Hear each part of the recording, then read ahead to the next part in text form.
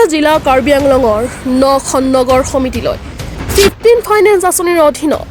বিগত 2020 বৰ্ষৰ পৰা 2023 বৰ্ষলৈকে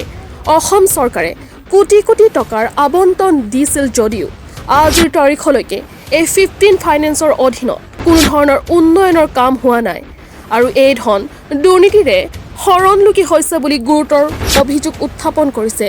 জিলাখনৰ আগশাৰীৰ ছাত্ৰ সংগঠন সন্মিলিত কাৰ্বি আংলং জিলা ছাত্ৰ পৰিষদ চমুকৈ উচুকাই। এই সন্দৰ্ভত সংগঠনটোৰ কেন্দ্ৰীয় সমিতিৰ সভাপতি বিবিচন তেৰণ আৰু সম্পাদক জিন্তু হাজৰিকাৰ নেতৃত্বত যোৱা সজালি দল এটাই আজি ডিফুট স্বায়ত্তশাসিত পৰিষদৰ মুখ্য সচিব আৰু টাউন এণ্ড প্লেনিঙৰ ডিপুটি ডাইৰেক্টৰক সাক্ষাৎ কৰি একোখনকৈ স্মাৰক পত্ৰ প্ৰদান কৰে আৰু এই বৃহৎ ধনৰ কেলেংকাৰী অচিৰেই তদন্ত হ'ব লাগে বুলি সজোৰে দাবী উত্থাপন কৰিছে। ইয়াৰ লগতে দুৰ্নীতিক প্ৰশ্নই নিদিওঁ বুলি ফুলজাৰি মাৰি থকা বিজেপি চৰকাৰখনে বিগত 4টা বছৰে দুৰ্নীতিৰ মেৰ পাকত হৰণলুকি হোৱা এই বৃহৎ পৰিমাণৰ চৰকাৰী ধনৰ তদন্ত কৰিবলৈ সাহস কৰিবনে বুলিও প্ৰশ্ন উত্থাপন কৰি তীব্ৰ সমালোচনা কৰিছে ছাত্ৰ সংগঠনটোৱে। এই বৃহৎ ধনৰ কেলেংকাৰী অচিৰে তদন্ত নহ'লে এক আন্দোলনৰ কাৰ্যসূচী লোৱাৰ লগতে আইনী প্ৰক্ৰিয়াৰে ন্যায়ালয়ৰ দ্বাৰস্থ হ'ব বুলি উল্লেখ কৰিছে সংগঠনটোৰ কেন্দ্ৰীয় সম্পাদক জিন্তু হাজৰিকাই। লক্ষ্য কৰিব পাইছোঁ যে টাউন এণ্ড প্লেনিঙৰ নামত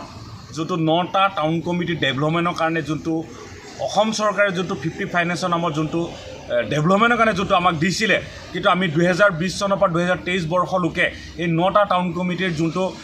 নাম যোনখিনি আছে, কিন্তু আমি লক্ষ্য পাইছোঁ যে যেনেধৰণৰ ডেভেলপমেণ্ট হ'ব লাগিছিল 9টা টাউন কমিটি, কিন্তু আমি ডেভেলপমেণ্ট আমি লক্ষ্য কৰিব পৰা নাই। সেইকাৰণে আমি ক'ব বিচাৰোঁ বিভিন্ন সময়ত আমি দিছপুৰ কৰ্তৃপক্ষলৈ আমি এইটো অৱগত কৈ আছোঁ, কিন্তু আমি অট'নমাছ কাউন্সিলৰ বিভাগীয় কৰ্তৃপক্ষসকলক আমি আজি এখন দাবী এখন